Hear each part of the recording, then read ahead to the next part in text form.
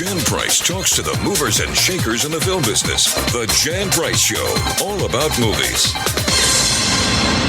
You're listening to the Jan Price Show, and today my guest is Braden Duemmler, and we're discussing his brand new movie, What Lies Below. Welcome to the show, Braden. Oh, thank you so much, Ms. Price, for having me. I'm very excited to be here and to talk about the film. Oh, well, I'm excited to talk about it too, because this movie has many aspects in it.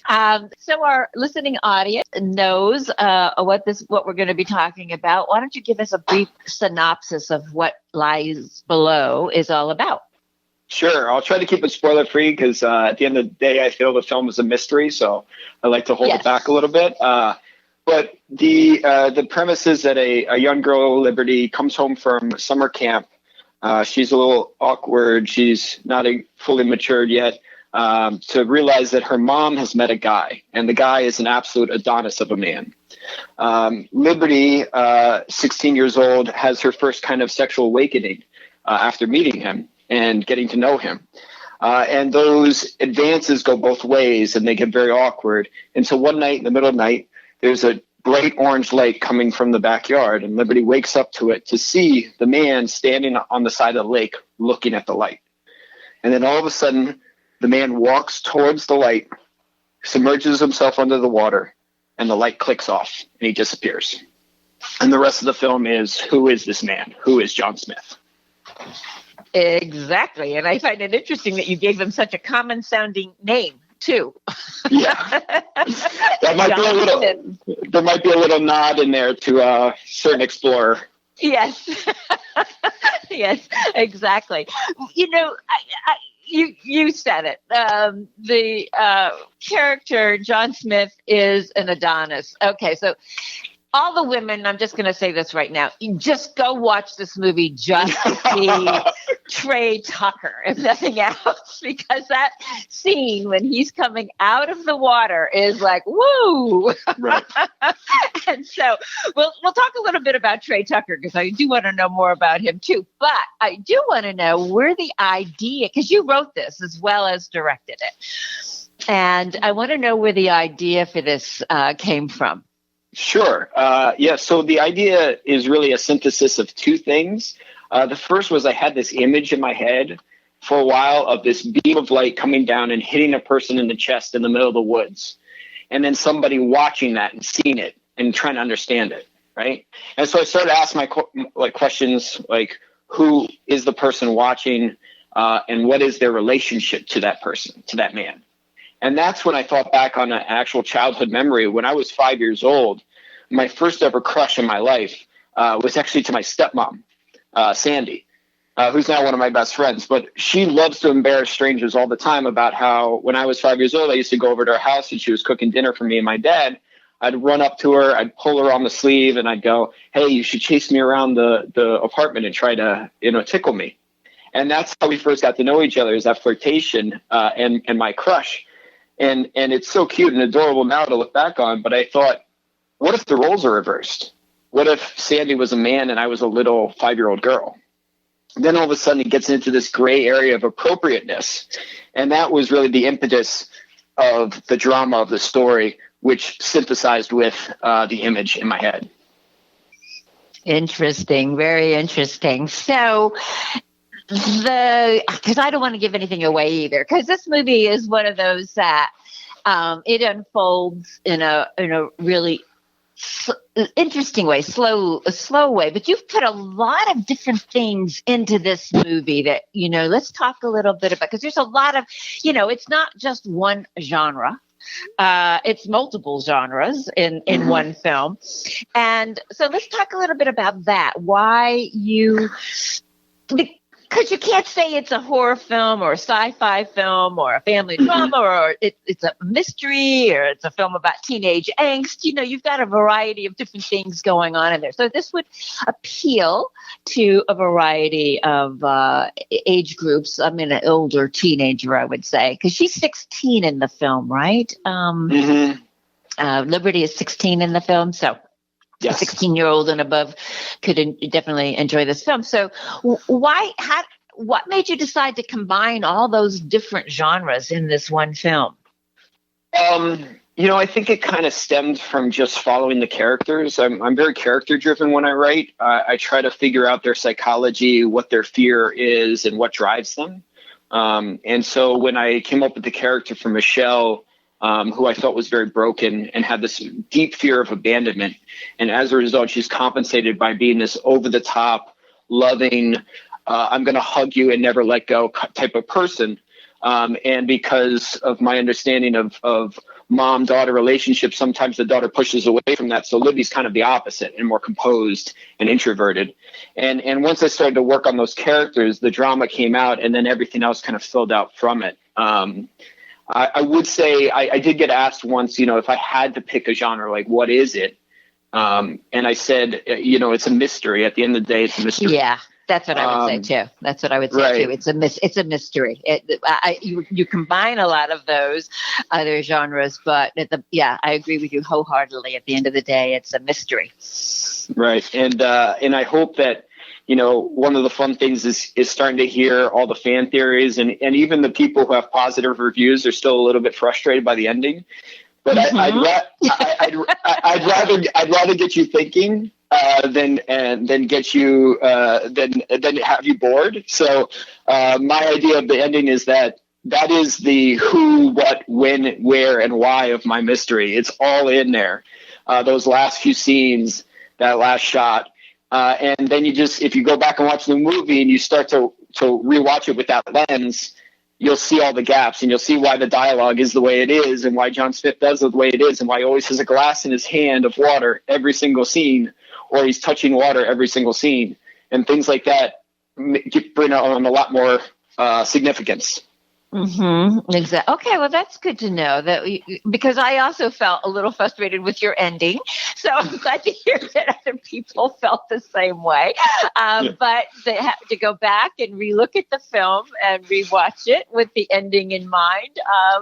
Would be a very interesting way of watching the film again, because sometimes you need to do that.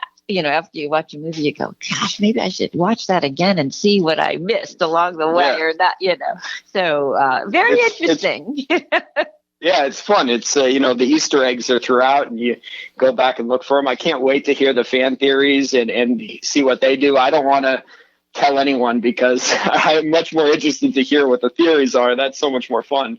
Oh, yeah, exactly.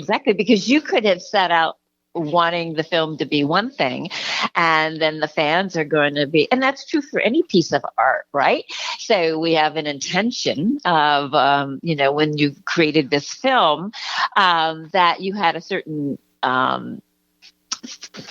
something in mind that you thought about this movie, and then it's the interpretation of it by everyone else. And so it's interesting. And this one, because of the way that you've written it and directed it, certainly allows for that, for a really interesting interpretation from your audience, rather than so many movies, just are like in a box, they're just all sewn up in a perfect little box at the end of it.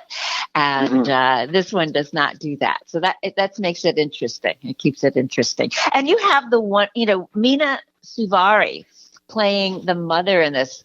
And I do want to talk about the casting. And Ema Horvath plays Liberty. Yeah, she's fantastic. Yes. And so Mena, is it Mena? Mena? Mena. Mena Süvari. She plays Michelle. Who plays her mother, and then Trey Tucker. So let's talk about the casting. How did you find Ema? Because she is they're all three characters are very significant to this film, but Ema really kind of carries the film more with Trey. So talk about that. How did you find this young actress to portray this role? Right. And I'd be remiss if I didn't mention Hiskiri Velasquez, who has a very small role, but very important one as well. And she's on Saved by the Bell these days, so you can check her out there. But Ema, we found her through the casting process. We got a bunch of auditions, and we got really littered with auditions once Mena signed on. I feel like because she's so experienced and knowledgeable and respected, her being part of the project really gave it a certification, so to speak, or, a validation. Right. And as a result, we attracted a lot of talent. And I love finding talent that hasn't gotten their shot yet, because I feel like I feel that way myself sometimes, like I want, so we dug into that pool of auditions, and I found Emma's tape. Katrina Wendell George, who was our casting director, brought it on to me, who was fantastic throughout the process. And I still remember watching her first audition tape, and I'm going, man, there's something really unique about her, but I can't put my finger on it. So I sent it to a friend of mine who used to work as an actor, and he said, she's got a real Jack Nicholson quality to her. And I said, what? What does that mean? Wow, And he responded, well, she's either absolutely crazy or a genius. And it didn't take long for me to be on set to realize it was definitely the second. Emma's super cerebral. She wants all the information. She wants to know really detailed and really understand the character. And then, and we'll talk about things, and we'll kind of figure things out. We'll start things off, but then once she gets in front of the camera and you say action, it just explodes on screen. It's amazing to watch. She's truly a mesmerizing, captivating actor, and I can't commend her enough. Oh yeah, she's very good. How old is she? I don't know her actual age. She plays a 16-year-old in the film, and she is graduated college by now, and she's now been cast in Lord of the Rings television series for Amazon. But I am not aware of her actual age. So. Well, she is going to have a long career for sure going forward. So how did you attract Mena Süvari? So, I mean, a lot of credit goes to Katrina because Katrina first read the script, the casting director, and she loved it. She just connected with it. And so while, other casting directors that we met with set the bar really low on talent, she set it really high. And so she was really convinced we could get somebody great. And Mena, the script came across her desk and her manager's desk, Oren, and they loved it. And Mena met with me, and she, grilled me about the script and all the details, and she wanted to know all the secrets, and I told her, what it all means. And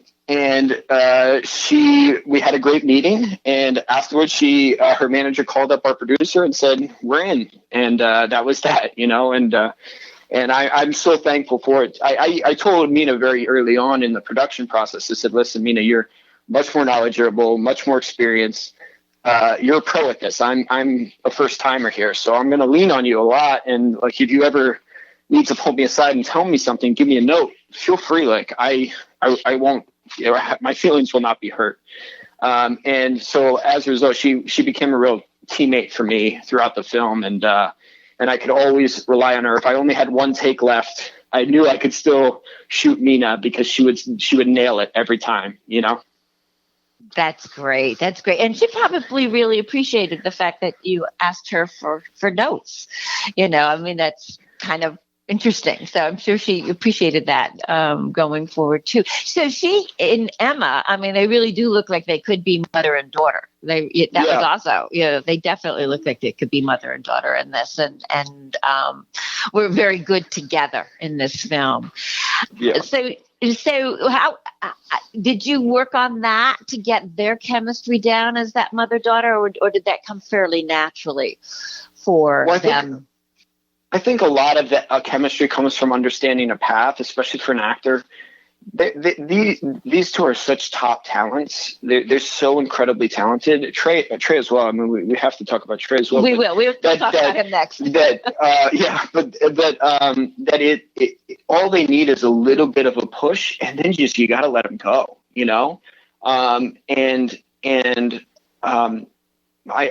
So I gave them a lengthy, maybe 2-3 page backstory, and I gave them different backstories, because I always feel that characters have a different perspective on what's happened in their past. And so that was really key to me, is giving one for Libby and one for Michelle. And once they read that, they had some questions. We went over them. And when we did the table read, we had some real, discussions about character, about relationship. But then once we got on set, I just wanted to see what they brought to it. I want to see them do it first, and then I'll make the adjustments if I feel it's going off. But they just got it. There wasn't a lot of adjustment needed. They just nailed it every time. And I think they just both responded to the characters really well, and they loved the backstory. And I think that helped facilitate that. No, they're very good together, and really you do get the sense of mother and daughter, no question. Okay, so that brings us to Trey Tucker. How did you find him? Because he is an Adonis. There's no question about it. And he's not only an Adonis, he is good in this film. So what? Because sometimes you can really look good and not be a good actor, and yes, so he has both of those things going for him. So how did you tell us a little bit about how you found him, and he's been in other things too. So let's talk a little bit about Trey. Yeah, Trey, we were also fortunate to find through the casting process, and Trey really stood out in the auditions for me. Obviously I had a high threshold for what the actor looked like. It was important to me that they were built. They looked like they were built to attract women, and Trey was, and he definitely is. Yeah, he's tall, dark, handsome, and he's got a great little Southern drawl to his voice, which I think he pulls back a little bit for the role, but it's still, you can hear he uses it to a creep factor instead, which is great. But the thing I noticed about Trey in the original audition was that he had this incredible ability to expand the material. I write it a certain way in my head, and as a writer director, you're so close to the material that you've thought of pretty much everything. Every word has meaning to you. Right. But when somebody takes those words and then changes them a way that you've never thought before, that's not only surprising, but it's exciting. And you want that. You want collaborators that are going to elevate your material and not just read it. Exactly.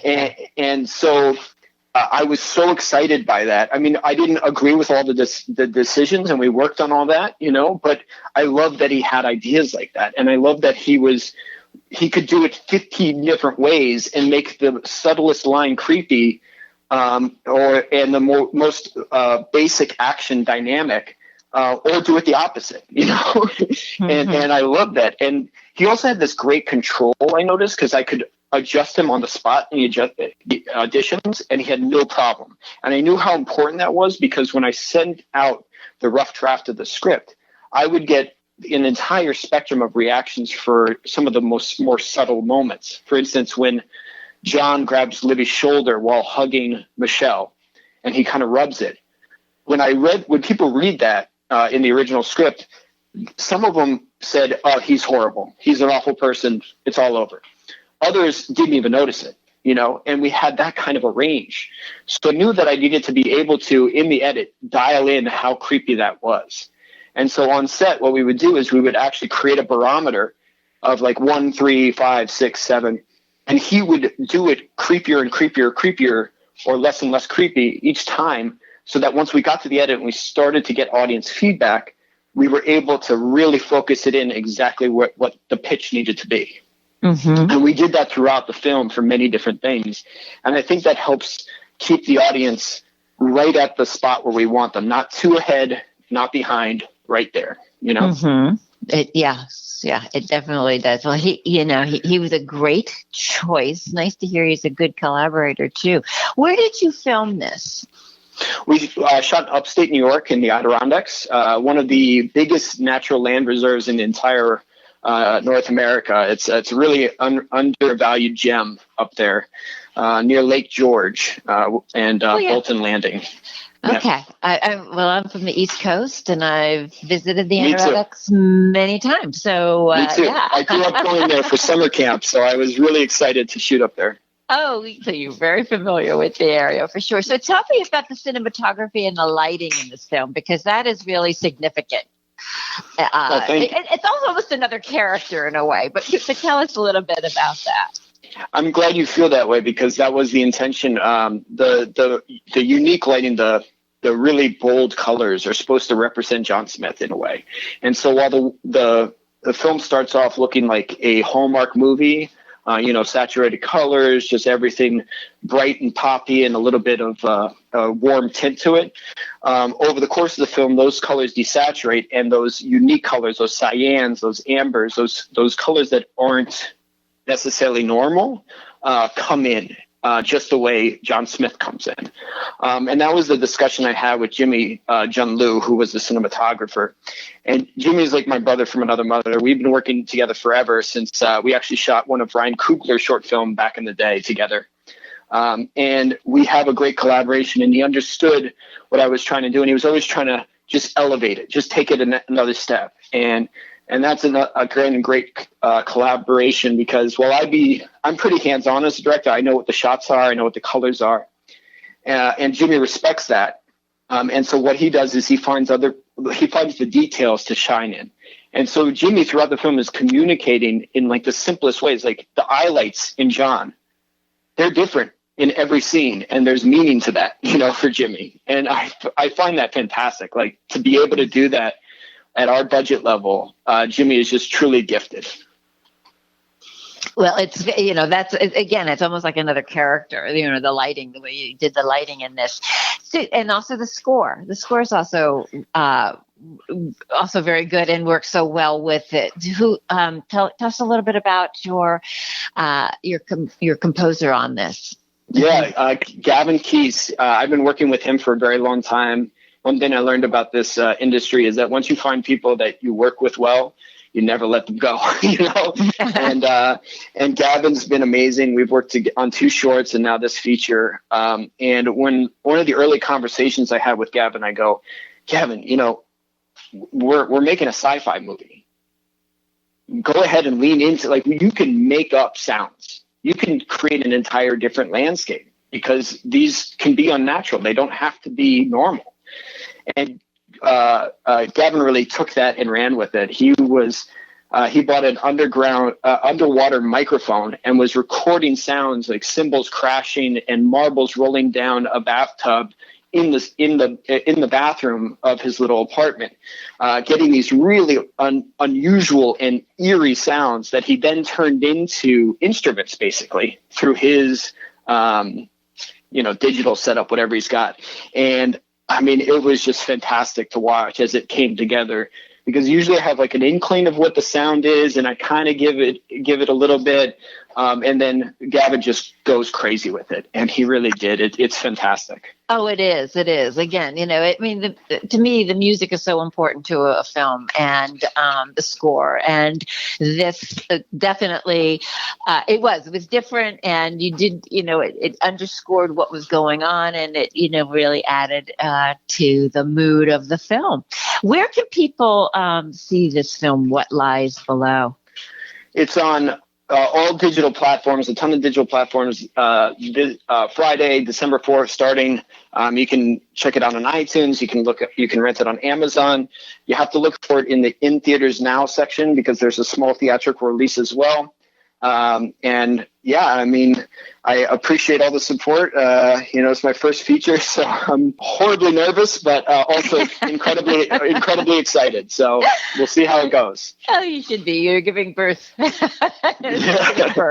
is your baby. So yeah, I do recommend everybody, especially the women. Okay, women, I'm just going to say it again. You got to go watch this movie just to see Trey Tucker as the Adonis in that opening scene. It's pretty, and it has that underlying sexual tension throughout this movie too. So that's all fascinating how you've interwoven that throughout this movie. So I wish you much success. Thank you. You're welcome. And I look forward to having you back on the show again, Braden. So good luck with everything. I'd love to come back. Thank you so much. Have a wonderful weekend. Yes, you too. Thank you. Bye-bye. You can listen to the You can listen to the Jan Price Show whenever, wherever at thejanpriceshow.com and on the iHeart Podcast Network, Spotify, Apple Podcasts, Google Play, YouTube, my YouTube channel. You can follow us on Instagram and Twitter at The Jan Price Show. And you can go to The Jan Price Show on Facebook, and please like it while you're there. Thank you all for listening. Jan Price talks to the movers and shakers in the film business. The Jan Price Show, all about movies.